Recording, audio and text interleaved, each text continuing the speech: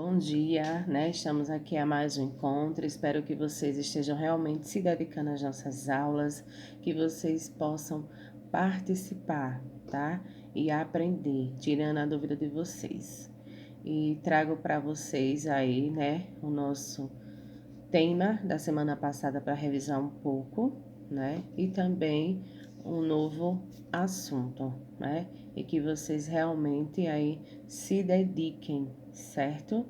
Falamos a semana passada sobre as histórias em quadrinhos e as imagens de tecnologia, onde as histórias em quadrinhos falam sobre os bons personagens, tá? E traz, né, aí para se fazer um bom personagem precisa ter um argumento. E aí os ingredientes, a linguagem é um delas e foi se desenvolvendo aos poucos durante o século XIX. Lembrando, tá, que teve aí o Francis Christophe que começou a publicar as revistas infantis, onde ele começou a contar as histórias para o seu filho, né, onde foi dando sucesso. E as HQ, né, foi aí e ficou conhecida na disputa de dois jornais dos Estados Unidos. E por volta de 1930, a publicação, né, lembrava aí uma encardenação barata, que era distribuída para a população. E também, na década de 60, né, surgiu as histórias longas, né, feitas para o público adulto. No Brasil houve, né, aí surgiu em 1905 a narrativa Tico-Tico, que circulou até o começo da década de 60, onde tinham seus primeiros personagens brasileiros, Reco-Reco, Bolão e Azeitona, de Luiz de Sá. Também, né, a Turma da Mônica, de Maurício de Souza e o Menino Maluquinho de Ziraldo. Um texto, imagem e tecnologia das informações é, foi durante aí o século XIX, onde foram feitas várias tentativas de inserir imagens nas histórias. E nisso a narrativa visual era uma necessidade da sociedade, né? Iniciou no século XX e com isso, né, veio a industrialização e o crescimento da população urbana. Na década de 1940, foi vendido aí mais de milhões, né, de 18 milhões de exemplares. E o cinema, ele foi inventado, né, e trouxe, né, a linguagem audiovisual, que atingiu aí aquelas pessoas que não sabiam ler, que não eram alfabetizadas. E aí mudou definitivamente a forma de contar a história. E o surgimento da TV, né, aí no princípio foi considerado apenas um rádio como imagem, mas, né, trouxe, né, a apresentação dos desenhos animados, de jornalismo, telenovelas, filmes, né, e aí a internet, tá, que nos possibilita, né, o crescimento através aí da rede mundial de computadores. Então, as novas tecnologias, novas linguagens foram aí desenvolvidas para explorar o potencial de comunicação entre as pessoas.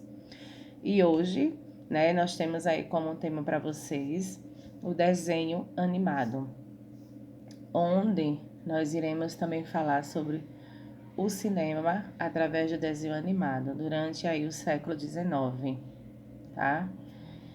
Então, aí o desenho animado, né, e o cinema, eles nasceram juntos, né? A invenção era apresentar apenas aí como brinquedos, né, no final do século XIX. E essas invenções aí ganhou o nome aí de pratoscinoscópio. E o que é pratoscinoscópio, professora?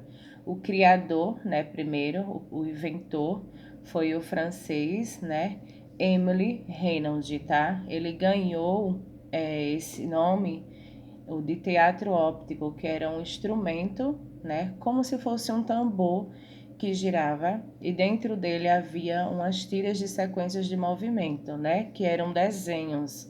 E esses movimentos eram projetados através de um jogo de espelho na parede, e o que criava a ilusão de um movimento, né, de uma cena em movimento.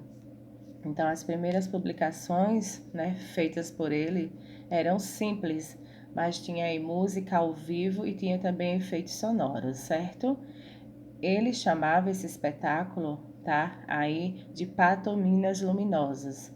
Era um teatro óptico, né, que foi aí o grande sucesso em 1900. Só que isso não sobreviveu ao cinema, né? A primeira sessão de cinema aconteceu em 1995 em Paris, tá? Onde tinha aí 33 pessoas assistindo o espetáculo e foi, né, um momento aí marcante com os irmãos Lumière.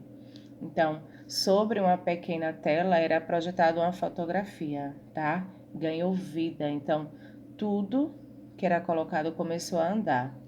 A invenção de Lumière, né, logo aí atraiu multidões e causou um novo impacto nos novos tempos. As primeiras gerações de desenhistas, eles se dedicaram a experimentar as possibilidades dessa técnica, certo? A ideia aí, né, era atrair grandes artistas, né, um grande público também. Foi aí as animações, os experimentais, né, baseadas em filmes, principalmente em ritmo e nas cores em movimento. O primeiro desenho animado apresentado, tá, foi o personagem aí conhecida pelo cartunista Wilson, que fez aí mais de 4.000 desenhos. E isso ele deu vida ao Pequeno Nemo, que foi em 1911.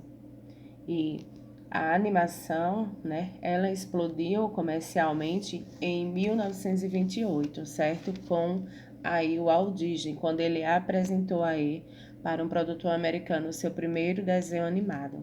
E nele, né, tinha aí o ratinho do Mickey, né, que cantava e tocava, tá? Um instrumento. E esse filme, ele só durava aí 7 minutos e meio e fez o maior sucesso. Também fala um pouco sobre o processo tradicional. Esse processo era onde os artistas faziam cada desenho acetato transparente. Depois, os acetatos eram filmados um a um, e essa técnica era chamada de stop motion, tá?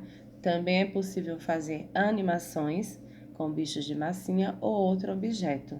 O filme, né, é feito quadro a quadro e os objetos são movimentados entre uma tomada e outra. Mas, tá, com o computador, com a nova tecnologia, surgiu diversos programas para facilitar esse processo. E algumas vezes, né, geravam aí passagem intermediária entre uma cena e outra. E existem programas com os quais os artistas eles fazem, né, objetos em 3 dimensões que podem ser articulados em movimentos muito reais.